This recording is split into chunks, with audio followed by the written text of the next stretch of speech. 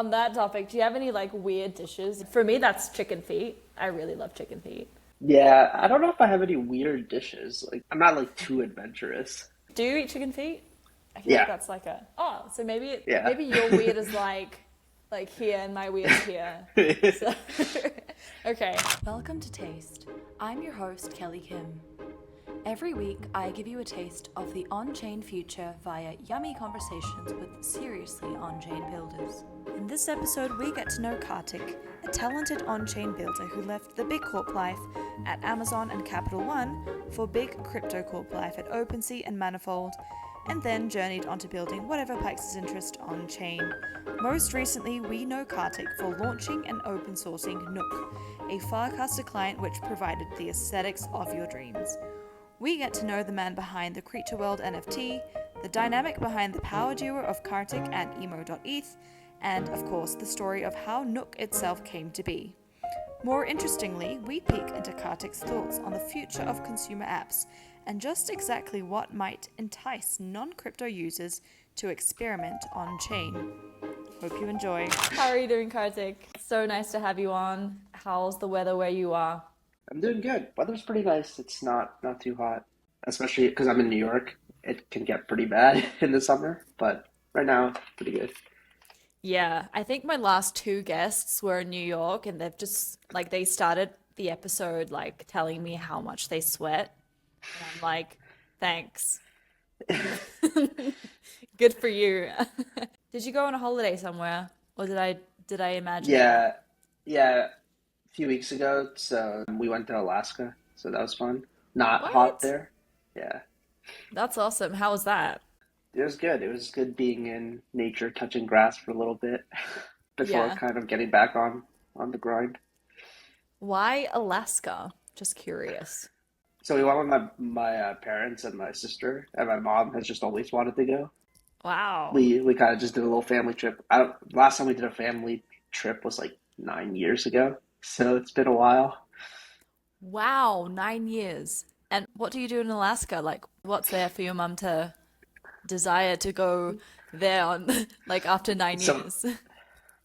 so we saw some glaciers. That was fun. We hiked a little bit. I don't know. I think my mom just wanted to go out in nature, and like she had friends who've been, and they were like raving about it. So she was like, "All right, family, this is what we're doing. You owe me for not having a vacation with you guys for a few years now.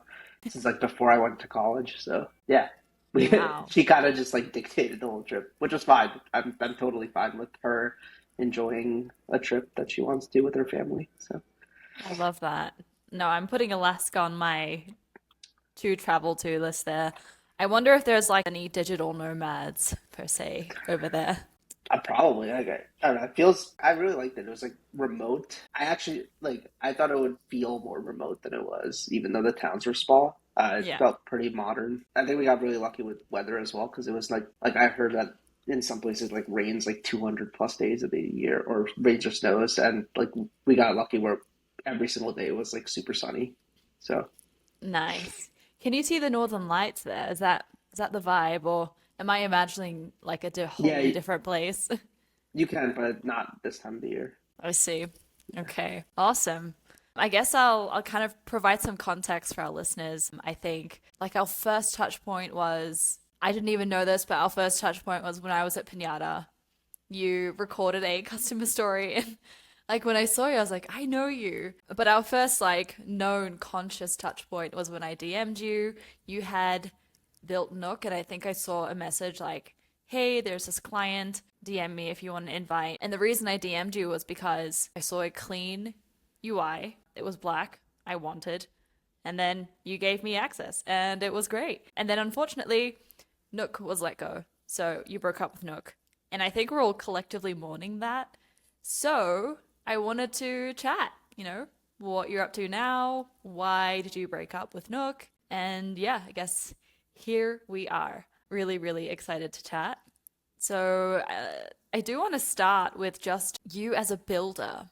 on the internet, I found you, and I know you as this person who built Nook, who's been building stuff for so long. But, what's something that not many people know about you? How would you describe yourself to someone without, I don't know, if it was like if you met them at a bar and they knew nothing about crypto or anything? Yeah, I think I'm just like naturally curious about tech. I just like tinkering with things that are out there, building like my own solutions for various things. So it's like funny to talk about because I feel like I've always just been hacking on things. Like I started like hacking on stuff in like middle school. Like I ran a few RuneScape private servers like that I built by myself, and then transitioned into like Minecraft modding. It's like just very much a lot. It's just like what I've always done is just hack on things. Funnily enough, even like when I like was working at my jobs like outside of like before crypto at like Amazon and like Capital One, I was like still like just hacking on things that I found interesting on the side. Yeah, I almost feel like it's almost cliche because like a lot of people are like just builders who are just builders. It's just like what brings me the most joy. I just like learning, and I feel like for me this area is the most interesting.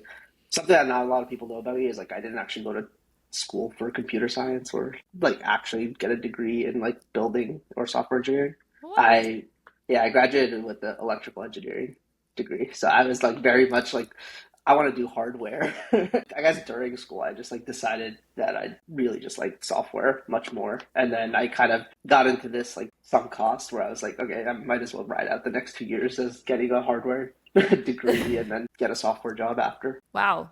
I want to go back to, you said you were building since middle school. Would you say the RuneScape channels or Private, groups, private servers, yeah. private servers, were those the first things that you built, or did you build something like more scrappy when you were younger? No, that was like my motivation. Like I just wanted to like mod the heck out of the game and build my own version of it. I love that. It's really common to hear like hardcore builders getting into like playing around with tech through games. Yeah. I feel like that's a very high signal for like, yeah, this guy's gonna make it as a builder. Curious when you signed up for like electrical engineering, what was like the one thing you wanted to build? Was it flying cars or I don't know. You must have had a vision. I didn't have vision. But for me, I always gravitate to the things that I don't know well. And for me, like how electronics work was like I did not know. And so I was like, I want to know how that works.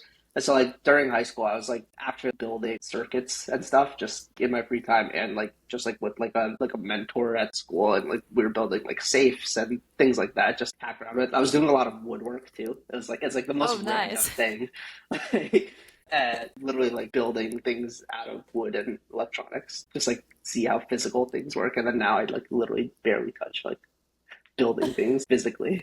But yeah, to me, I just like get curious about things that I don't know. And so that's really the motivation. I didn't have a grand vision. And luckily I didn't because I kind of gave up on that like halfway through, I mean, if you buy anything IKEA, you're technically still building physical I stuff. guess. Yeah. Why do you think you were so curious? I really want to know because some people have more curiosity than others, and I've always thought it was a matter of how you were raised or the environment that you grew up in. But what do you think? Is that like something that comes intrinsically to you? Or, yeah. I feel like it's more intrinsic. Like I don't think it was because of my environment. I think I just get bored easily if it's like same old. I don't know. I just think it's fun to just do different things. I think personally, like one of my like just core beliefs is I feel like I can do anything. It might take a long time or it might cost a lot of money, but I feel like in a long enough time horizon, like I could do pretty much anything. Obviously not like things that like are like innate to like you need to be born with. Like I can't go be like a basketball center because I'm not 7 feet tall, but like yeah, for most things I feel like it's not just me. I feel like anyone can almost do anything with the long enough time horizon. So Yeah, that's a really good mindset. No, it's not a growth mindset, but it's healthy, I think. And almost, I think all kids might have that belief, right? And then depending on their environment or like how they react to different situations or things that happen to them, maybe that kind of dies down. But it feels like you still have this childlike curiosity and childlike, well, not childlike because you actually know how to do these things, but you still need that sense of like, I can do it and sense of wonder to yeah. dive into things. Yeah, I really like that. So, you've said you're like always building. Do you do anything else in your free time that, I don't know, might help you wind down or take your mind off things? Yeah, I watch a lot of TV shows, probably, is like the main thing. A lot of anime. And then like my main like real hobby is like I just like walk a lot. So like I'm just like always if I'm not at my computer, I'm like probably not at home. I'm like outside taking a walk and like in like I live in New York, so like I can go to like various parts of the city and just exploring different areas is like what I really enjoy doing, especially with my wife. Not recently, but like weekly, we used to just like the entire weekend we'd just be pick an area of the city and just like literally walk around there and just explore different like nooks and crannies around there, which was a lot of fun. And I think it helps like us get to know more about just like where we're living at. For sure, no, walking is great. Congratulations, by the way, on your marriage. Where's your favorite place to walk in New York?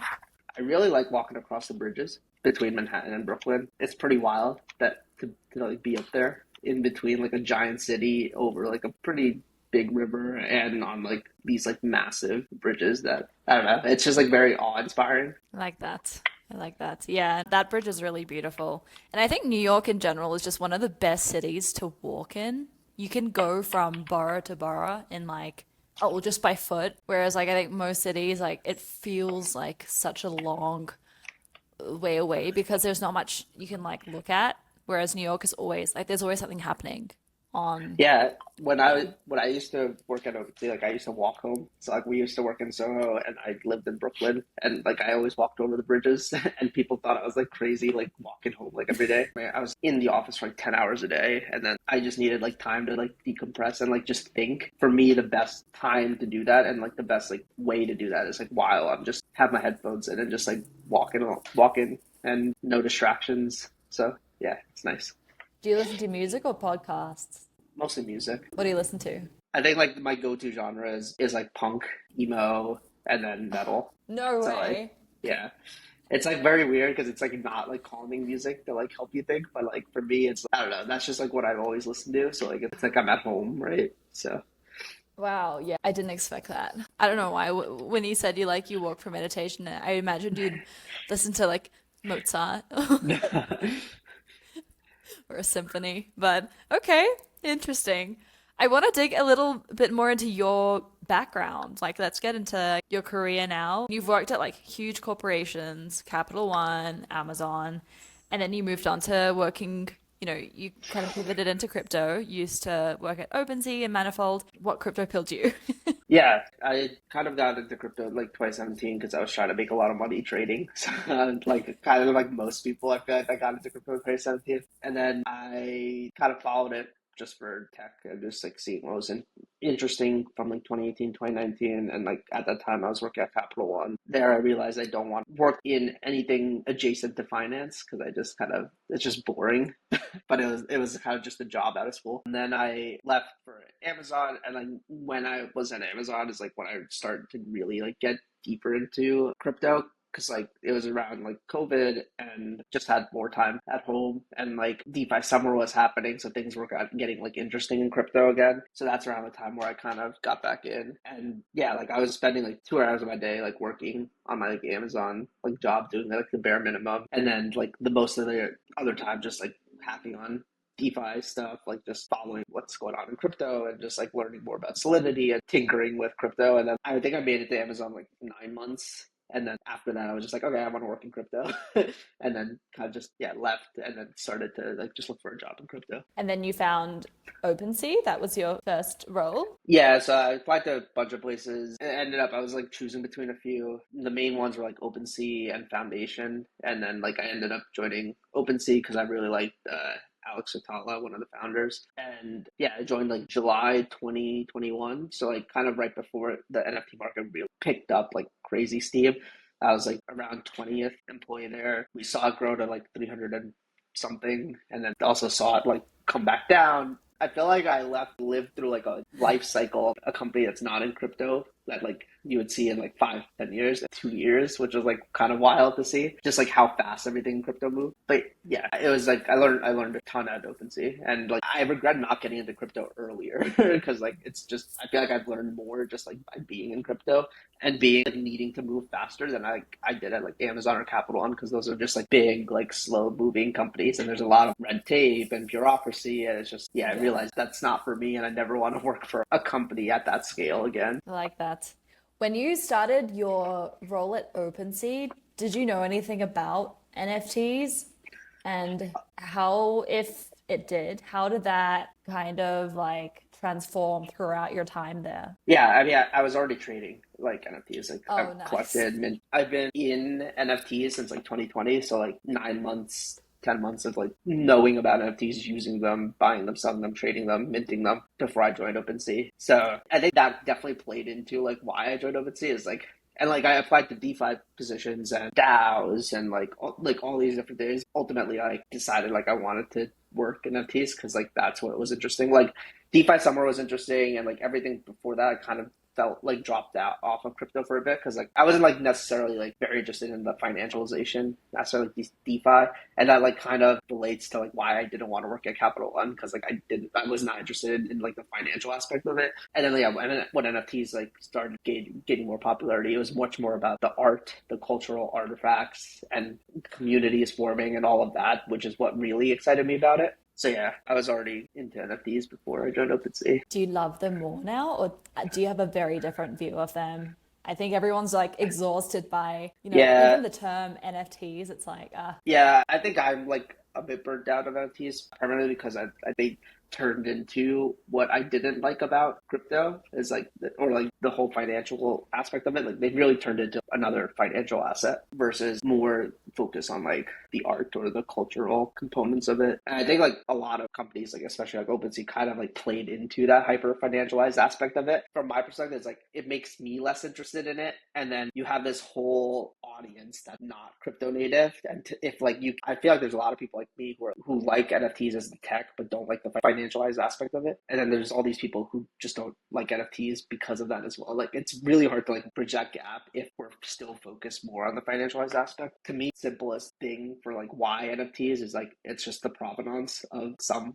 online artifact, which I think is valuable in itself. But yeah, I think like right now I'm just like rethinking what does an ideal like world filled with NFTs look like that isn't driven by like marketplaces? Because like up until now, NFTs were very heavily driven by marketplaces. yeah, as in there were things to sell or like trade. I feel like as an industry, we need to kind of depart from even the term NFT and just start to like, I mean, if we've already started with using different language to describe digital assets, which is awesome. And I think this is like actually a really good segue into kind of zooming out from I know that you worked for Manifold next, which is also very like creative, NFT driven, creator driven. But now you've moved on to, I don't actually know what you're doing, what you're interested in now. Maybe it's ZK, but you're onto like on-chain social and that sort of niche. I want to talk about this. Like what brought you into like the social slash consumer space from NFTs? Yeah, so this actually started while I was at OpenSea. Like I was proposing for OpenSea to become a social network.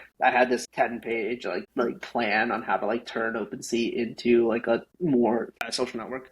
Again, like going back to like I didn't like the financialized aspect of it wasn't interesting to me. I wanted OpenSea to become much more of a friendly place to go and see what types of artifacts your friends are collecting and then also go collect them. Or if there's like NFT that unlocks like some sort of access, go and see that and like get that access and then see who else also has that access. And maybe that's something you want to join too.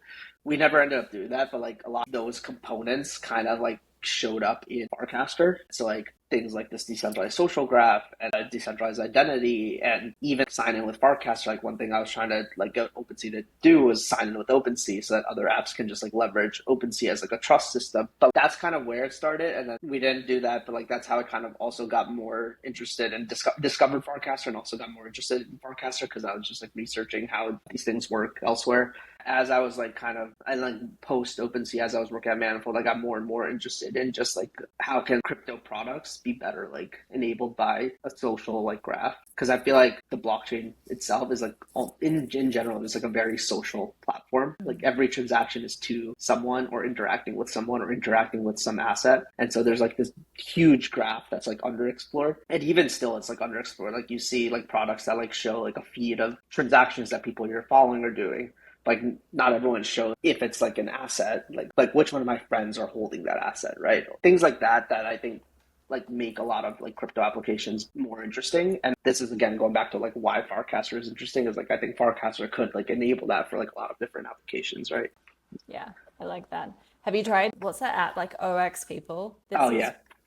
probably one of my favorites at the moment because it feels like the social app that has incorporated the most on-chain activity in a really nice way. So yeah, I'm very, very excited for how Social Graph Farcaster will be leveraged to build better apps.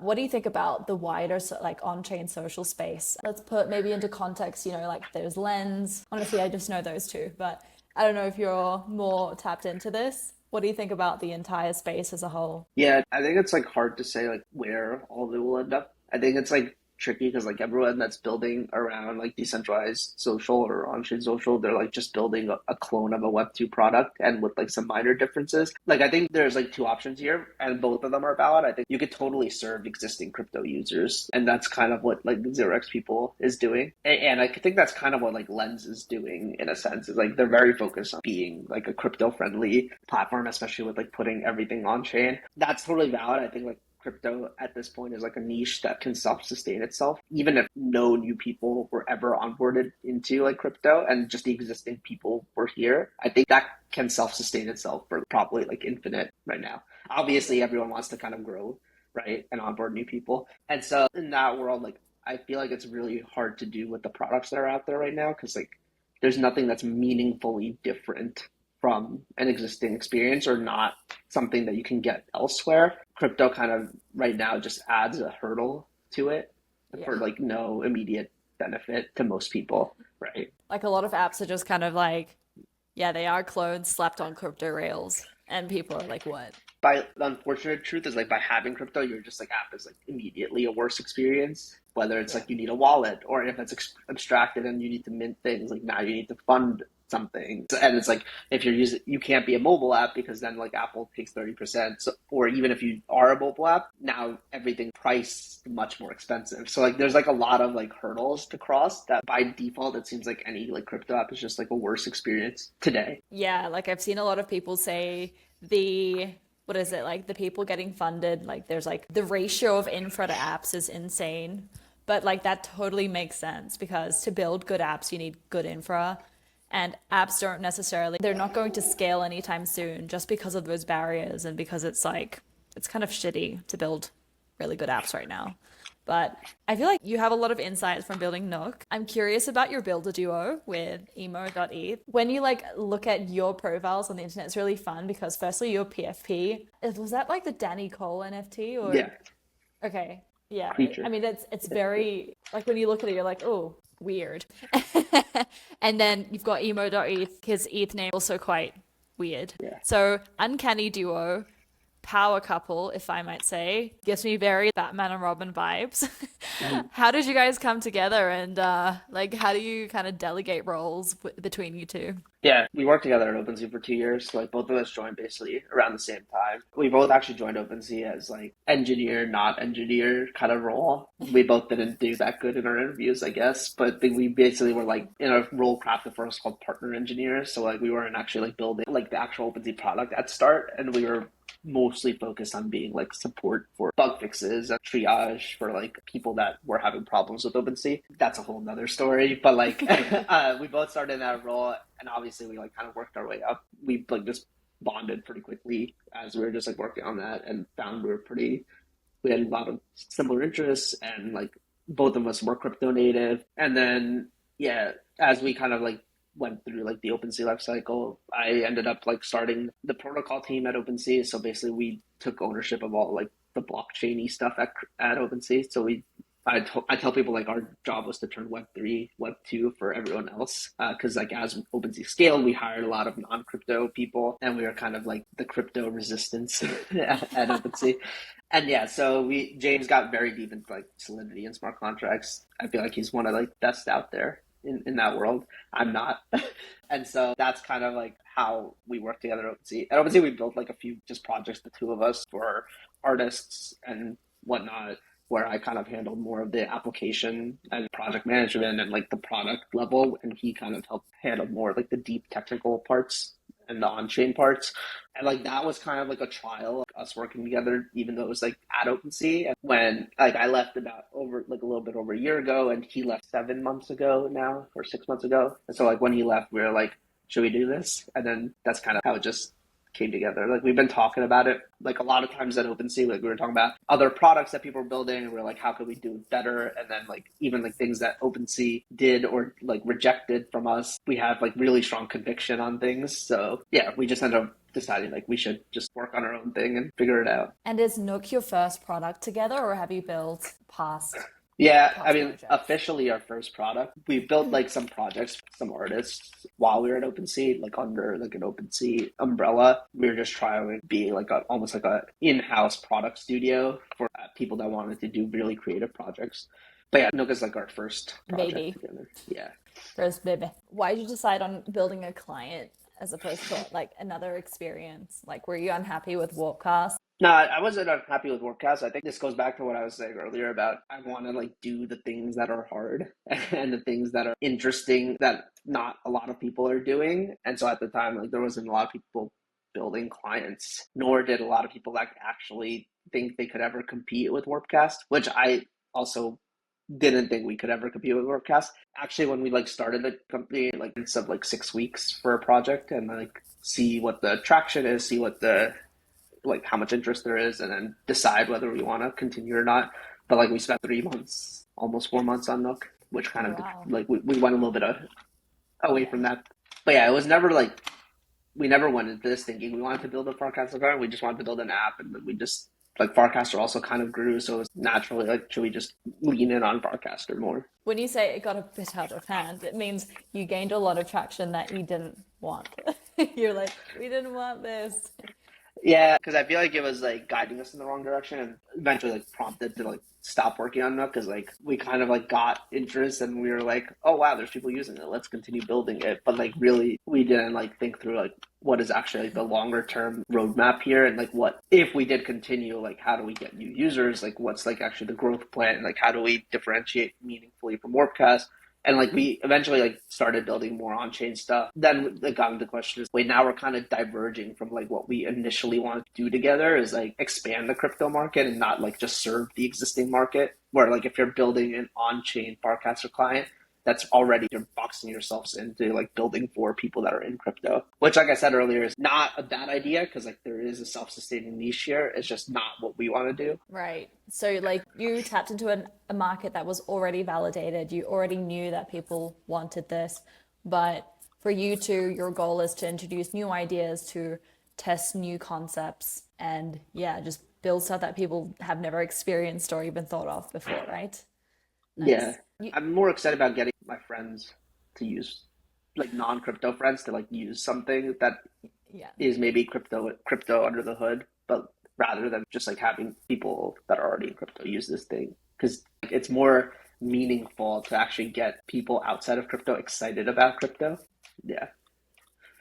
Going back to like when you say mobile was a must for building consumer app, are there any other non-negotiables that you learned along the way, like building Nook, of building a consumer app? Yeah, I don't think we have many non-negotiable besides the fact that whatever we build is going to be mobile, like mobile and web. So like cross-platform. People have been asking us like, are you building in crypto? Or are you not building in crypto? And like for us, like technically like crypto isn't negotiable, like a non-negotiable either. It's just like by what our experiences have been for the last few years and by where our ideas come from, it will probably end up being crypto.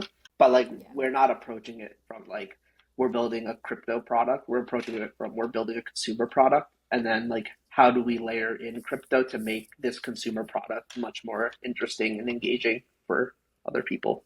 What do you think are the main selling points for regular consumers? Like, I mean, I've been thinking a lot about this for the last year. I tried to build something, but as you said, like crypto really wasn't a non-negotiable. There's no need to just slap it onto crypto rails. One thing that, you know, I might think is kind of cool is that social graph aspect that's only possible with like connected, like the protocols, all that connectivity enabled by wallets and kind of having your digital identity. But curious to see like where you stand from this perspective if you're selling it to your normie friends.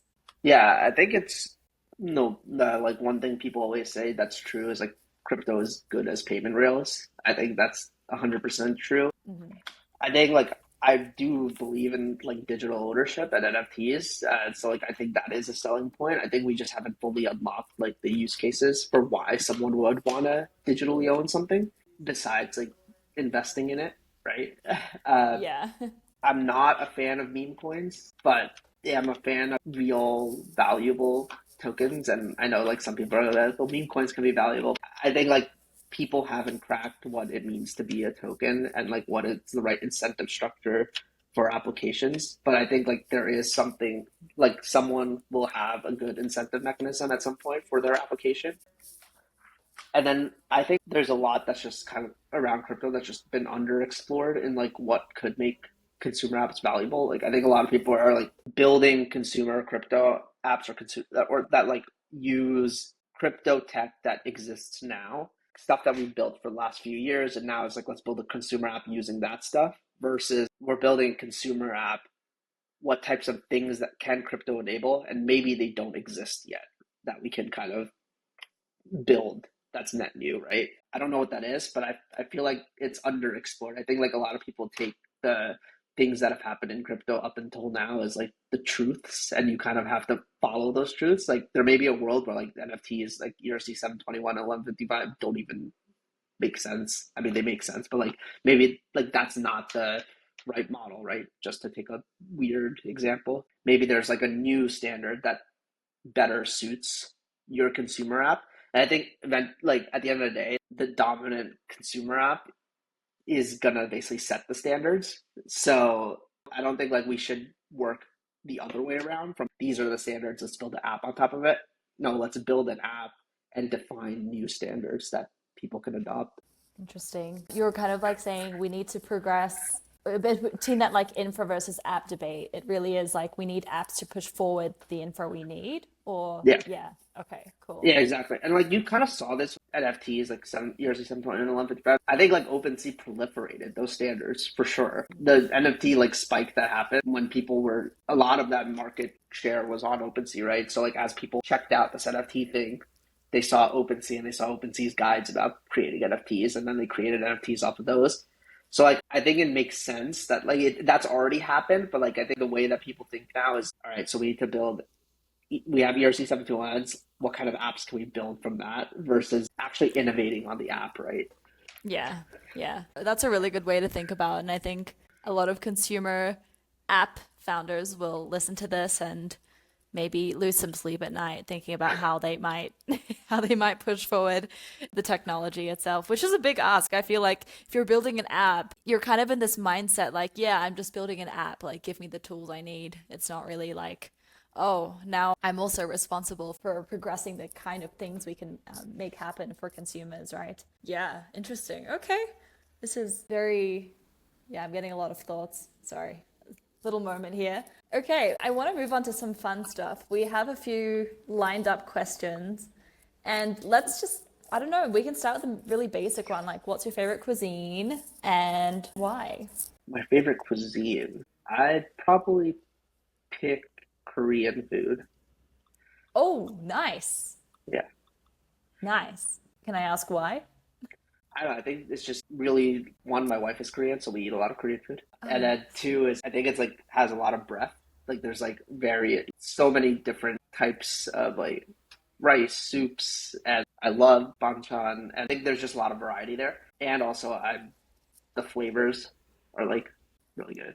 Have you Yeah. been to Korea? We're going in September. Oh, nice. You have to, I don't know if you like try weird stuff, but We have a dish called sannakji. It's like live squid, and you like grab it, and it's still moving, but you just kind of swallow it. If you do, make sure you like, I don't know, take a picture and or a video and then mint it because that would be amazing. And I'd love to see that. I would love to see that. On that topic, do you have any like weird dishes you like? Maybe people will like hear this and be like, "What?" You know, for me, that's chicken feet. I really love chicken feet. Yeah, I don't know if I have any weird dishes. Like, I'm not like too adventurous. Oh no. Okay. Do you eat chicken feet?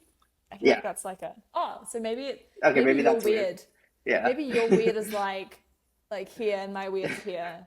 So okay. Next question is a yes or no. Do all great founders need to be able to endure an ice bath to succeed? No, I mean, I don't know what that means, but yeah, I don't know if I want to endure an ice bath. Because you know there's that trend like all these I don't know longevity and like hardcore, I don't know, like self-growth, personal growth lovers. Usually they're founders. They're like, every morning I wake up 6 a.m., jump into the ice bath, 5 minutes of breathing. You know, this is like it's like a trend. Or maybe it's Yeah, just in my echo chamber. I don't know about that. Ice baths or longevity, like I feel like that almost happens like post founder is great. It's not what you need to do in order to be a good founder. It's like the kind of the retirement, founder Yeah, retirement. Like they've done the hard part. They're like, now what can I do to like put myself through more suffering? Oh, I'll sit in a bucket of yeah. ice. Okay. Would you rather be stuck in a cardboard box for 6 hours or in Harry Potter's closet bedroom for 3 days with no Wi-Fi and just a few nuts or snacks? I think I'd take the cardboard box. Really? I mean, can I just sleep? Like I could sleep for 6 hours. Yeah. I mean, depends if you have bad back issues, maybe that's not what your physio would recommend, but also Harry Potter's closet bedroom. I didn't specify what's in that bedroom, so I mean, you did um specify no Wi-Fi. Like I feel like effectively it's pretty similar. Probably get it done in 6 hours. You also didn't specify how big of a cardboard box. So right. Oh, yeah, these are the particulars I should have really. I also didn't describe the context. Like, is it as a dare or is it because you did something naughty? And I think my whole rationale behind this question was because Nook means like a oh yeah. little space, right? How did you come up with that name, by the way? Just How do we come up with the name? I don't even know. Because like the original like vision for Nook was like you could craft these like spaces. So like you could take Farcaster feeds and like on-chain data and like all put it together in your own little mini client within the larger client. And then we called those Nooks. And so that's how we kind of came up with it. damn, that's meta. Yeah, Yeah. trying to imagine a life where I can do that. Okay, next section. I'm going to share my screen because this is an evergreen corner called Explain Yourself. And I've basically pulled a few of your. You know what? When I was doing my research for this, I realized that you are a different person on like Farcaster versus Twitter. Like I could not find things that I don't know. I couldn't really pull much from. Yeah, I mean when I got like started getting active on Farcaster, I just stopped posting on Twitter. So like I just like don't post on Twitter.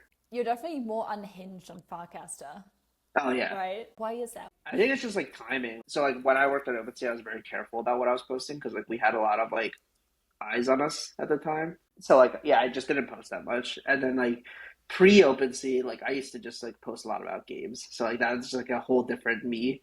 And then like post OpenSea, that was just Farcasters. I feel like I've Yeah. just had like I just stopped posting on Twitter like post OpenSea. Right. And now you're like, whoa, Yeah. I'm a free boy. Okay. First cast is when you said, getting back from vacation seems like I missed a lot, something about toe spaces. How do I scoop? Where were you coming from here? Did you get some toe spaces in the end? Yeah, this was from a lot, like when I came back from Alaska. So yeah. 2 weeks ago. And yeah, I ended up just buying toast spacers because it was like $5, and I was like, "What is going on? I want to understand why everyone's talking about this." I used it a night and then was like, "Okay, I don't get it." Wait, can you provide some context on this? Because I saw it and I still don't know what the whole deal was with toe spaces. Like, what do they do for your life? Yeah, I think it's like supposed like I didn't fully look into it. I literally just full mode into it. So I think it was like posture and a bunch of like health benefits because like when you wear shoes and like socks, it's like your feet are all like smushed together. And like I think the thought behind it is your feet should be like more spread apart. You should be able to like wiggle each of your like toes by themselves, which like you can't really do. I haven't fully looked into it. Yeah, like I said, I FOMO'd into it because I saw people on Farcaster talk about it, Yeah, and then like yeah, just dropped off. Like tried it and then gave up on it. that's wild. Do you have any recommendations for brands of toe spaces that I should buy? I literally just bought the first thing I saw on Amazon. Right. I literally opened up Warpcast when I like got back and like saw a bunch of stuff about Toastmasters. I was like, "What is this?" And then I just went to Amazon, typed it in, and bought it. The whole process was like a minute.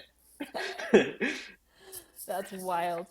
Wow, I just thought of a crazy like use case for like consumer products. Whenever something goes viral like this, there should just be a frame where you can order that straight to your house if you live in the US. Yeah. Like Amazon. Okay. I don't understand this at all. Please explain what on earth is a blueberry muffin I, enjoyer? that is a weird. I don't even remember posting that. I think I was just eating a blueberry muffin. I was enjoying it. Okay. Okay, I'm gonna try that next time. Did like what came out of this, you know? I don't think anything came out. I think I just posted I was eating a blueberry muffin. Cool. That's actually a good idea for a channel. Like share what you're enjoying right now. Okay. You're honestly not too unhinged. So this is actually the last post, but I don't know. So what is this? Yeah, because we call their app Nook. That's Tom Nook from Animal Crossing. But I found the funniest picture of like him peeping through, like you seeing him through like your what's that called, like a door hole. Like, Yeah, hello. thought it Okay. was a funny picture. Well, I have to say, you're a very professional and value-adding person. I couldn't find anything unhinged or too crazy, but I always love to scroll through your feed because you're always writing really hot takes on tech.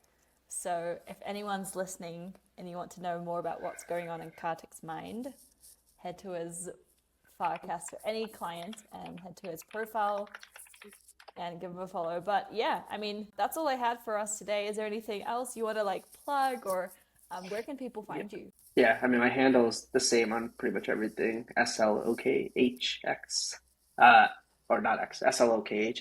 And then if you want to find actual unhinged posts, you have to look at my co-founder, emo.eth. Oh, That's his job to be unhinged. it's like bad, good cop, bad cop, except hinged cop, bad, unhinged cop. Awesome. And any alpha on what you're building next, or you're still experimenting? Yeah, still experimenting. Nothing interesting yet. I mean, like the moment we have something interesting, I'll post about it on Farcaster. So Awesome. What are you learning right now? both of us are spending a lot more time just learning about ZK, just because we find from like it's very explored from like infra perspective, but not that explored from like consumer like opportunities. And so we feel like there might be something there that's interesting that we can build around. Very cool. Yeah, bullish on ZK. Just it sounds so complicated. So hope you find a cool way to make it simple pimple for everyone else. But Yep. awesome. Kartik, thanks so much for your time. I'm so glad I got to have this conversation and I will try to get some toe spaces. Sounds good.